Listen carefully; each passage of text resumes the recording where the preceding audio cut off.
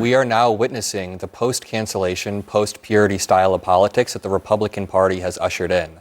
I'm not going to sit here and defend things Graham Plattner did in his past. Not even Graham Plattner defends these things that he did in his past. But we have watched for a decade as Republicans have repeatedly lowered the threshold, lowered the standards for their candidates. And now Democrats are going to keep holding our candidates to an infinitely higher standard while we have Ken Paxton in Texas, while we have Donald Trump sitting in the Oval Office right now. And I guess it remains to be seen. But I also want to Is it a high standard or is it a low standard? Listen, because I'm not sure that he's being held to a higher standard than anybody else. Well, but the Republican Party is absolutely holding him to a higher standard than they hold their own candidates. I mean, Donald Trump had a sit-down dinner with Nick Fuentes, and the very same people who were silent about that are now clutching their pearls about this admittedly weird tattoo that Graham Plattner has apologized for. And it's the same a Nazi Republican tattoo, yeah. Adam. I'm not acknowledge that. It's not weird. It's a Nazi tattoo. It's awful, yeah. So, I mean, look, Democrats now I hear what you're saying. And I know we've had conversations with you, Caroline, about similar things. But basically, Democrats are saying that we're going to go lower.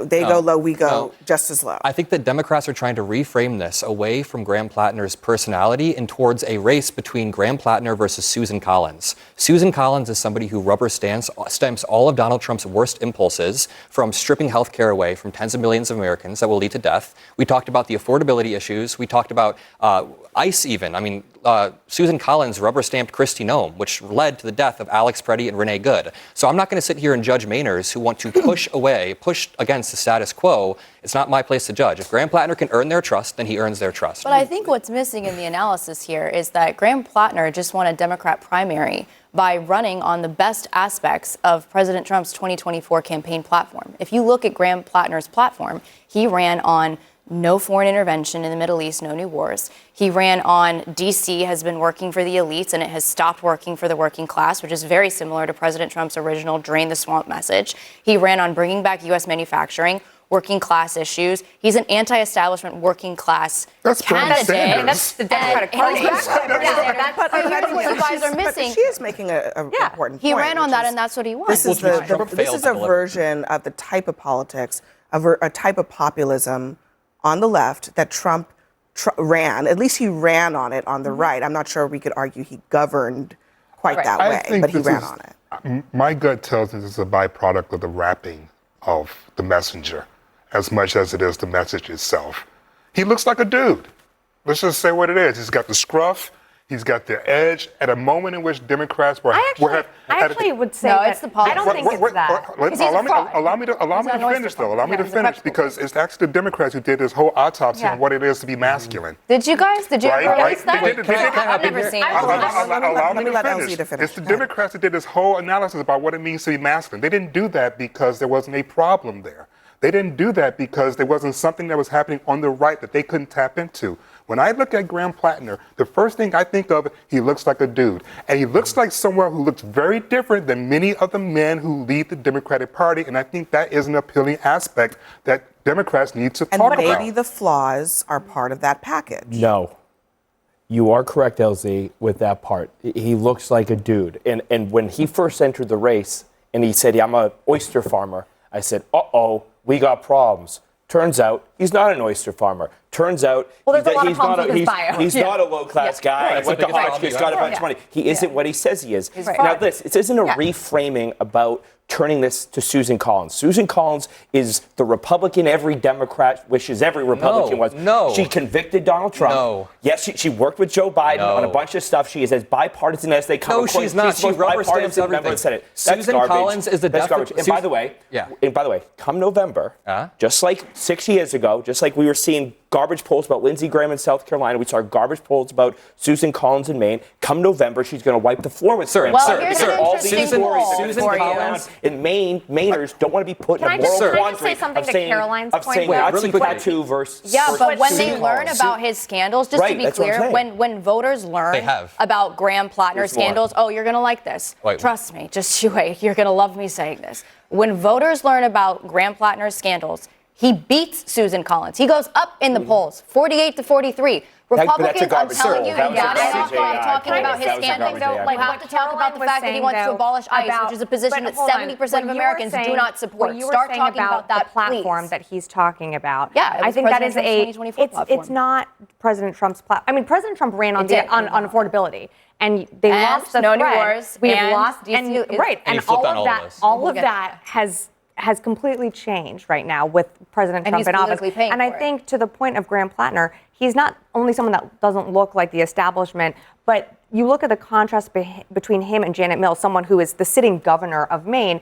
and people want change. I mean, people are seeing what Donald Trump came in on and was elected on, and they're not getting the results that they voted for. And they look at someone like Graham Plattner, who I'm not defending, but I'm saying is offering something different. Well, And he's I offering think that- Trump's 2024 original platform, which is the winning one. Well, Everybody it's should the stick to winning that one if they want because to win Donald elections. Trump flipped on it. Great, then more times are going to win. If The that reality is- we're talking the about reality is, affordability, we're going to we win on talked that. about the swamp. The contrast that we need to make is between Susan Collins and Graham Plattner. Janet Mills is done.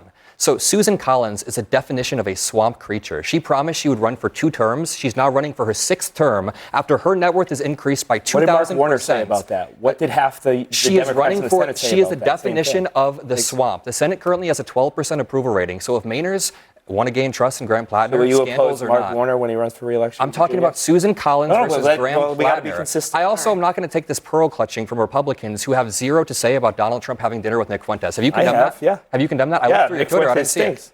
Have you Twitter, I don't condemned tweet very Donald much. Trump for having dinner with Nick Fuentes? I would not be having But dinner you're with falling Nick into the Fuentes. same no. trap. But this is Look, beyond the point, dude. It's not- I am the most. I am awfully You have critical standards of Donald down Trump. here, and we match you, and you say, That what the is hell? You have okay, standards wait a minute, down wait a here, and we minute. match you. That- Trump okay, had dinner so with a Nazi Nazi. tattoos good, so that's okay now because No, Donald Trump you set set the this other standard. way. No one's I would defending never the Nazi defend that. tattoo. Why would I ever No one's defend defending the that? Nazi Well, I know, tattoo. but where is the standard? Why The does standard is two what you wrongs set don't make when a Donald right? Trump Is that had not dinner true? with Nick Fuentes. You Can you guys are condemn missing his That's the dinner? not. It's point, not which just is a that Nick the can't voters condemn it. don't You can't care. condemn it. Criticism It by was voting. put in front of the I do. voters, I and they just don't said I care. do. I want to. There's some other news that happened tonight. In California, Steve Hilton earned his way onto the ballot for the general election, a Republican. And this is happening at the same time that there's all this talk about rigged elections in California by Republicans with no evidence whatsoever. So, I mean, how do you explain this phenomenon? A Republican now in the runoff.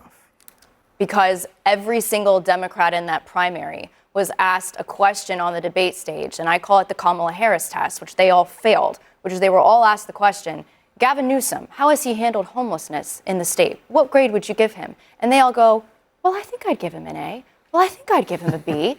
Which, if you ask anybody in the state of California, homelessness has become an international embarrassment to that state. I mean, when I go overseas and people hear I'm from California, they go, you guys have a lot of homelessness there, right? I'm like, oh my God, I'm in Asia and you've heard of this.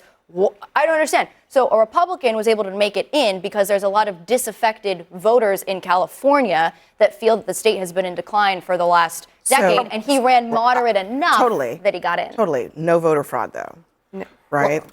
The voter fraud was never really a real thing. I think what we're witnessing in California is a frustration with the homelessness, though, being It's shocked. abysmal. It's embarrassing. Well, it's inhumane. Yes, all over the country, honestly, not But just in California. Largest state, highest homeless I'm from population. LA. largest population. Listen, I was just there I 10 years lived in ago. LA, I saw it I too. worked for LA Times, I lived downtown, I lived around the corner from where the homelessness is at the epicenter. So I know it very well. I don't need a lecture about it. But what I will say is I've also have experienced it in Chicago. I've experienced it in a small town like Kalamazoo, Michigan.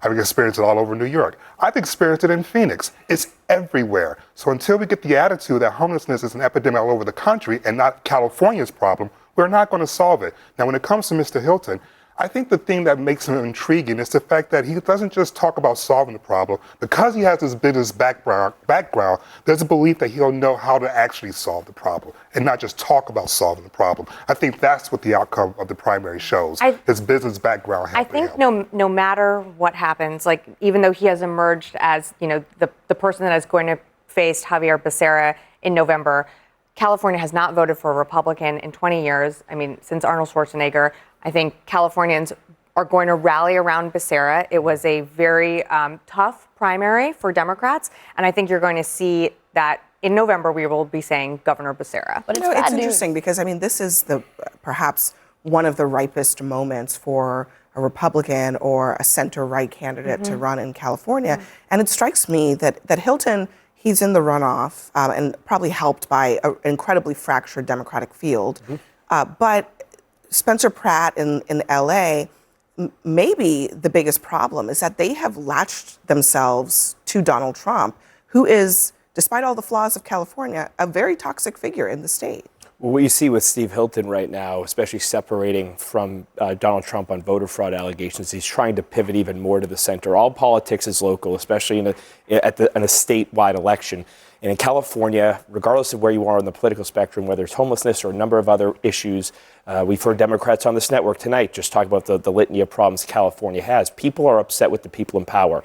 And especially when you're running for governor, it should be state focused, state focused, state focused, local, local, local. If Steve Hilton can keep pivoting that way, hopefully he can grow that vote share. It's going to be really hard. Spencer Pratt, a lot of people who did vote for him who weren't traditional Republicans said it was because he had creative ideas for homelessness, for fire prevention, for rebuilding, etc. But it wasn't enough because it's LA.